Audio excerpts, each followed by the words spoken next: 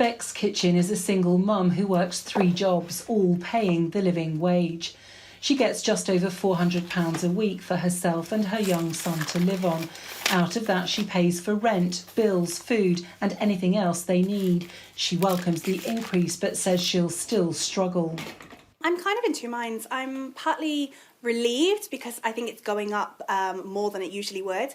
But on the other hand, I'm also a bit frustrated because it's not a magic wand and it doesn't fix everything in terms of the rising costs of really everything and obviously the drop in universal credit as well. The government calls the minimum wage for those aged 23 and over the living wage. It will rise from £8.91 to £9.50 an hour. That means a full-time worker will earn more than £1,000 extra a year before tax. For people aged 21 to 22, the minimum wage will go up from £8.36 to £9.18. The rate for apprentices will go from £4.30 to £4.81 an hour.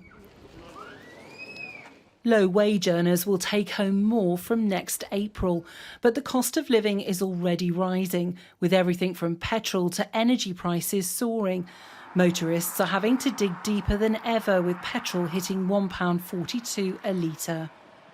I think we're getting ripped off. That's all I can say. It's gone up, 20p a litre in about 3 or 4 weeks? Makes no sense. Yeah, I'm very worried as usually we work a minicab.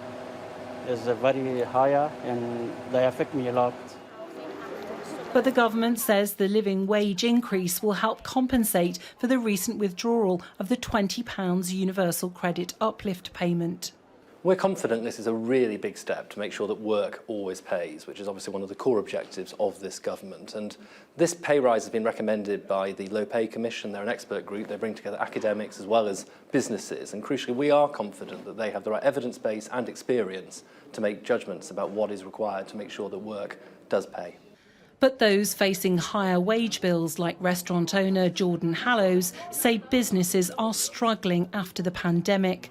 He has 4 restaurants and employs more than 100 staff. 20% are on minimum wage. I believe in our industry that the majority of operators want to pay their staff as much as they possibly can. But ultimately, it comes down to the price of a glass of wine or food on the plate.